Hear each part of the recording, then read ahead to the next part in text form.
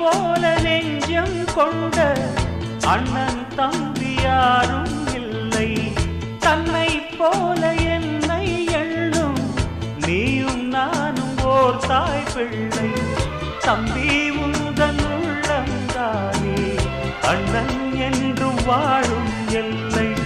ஒன்றாய் காணும் வானம் என்றும் ரெண்டாய் மாற நியாயம் இல்லை.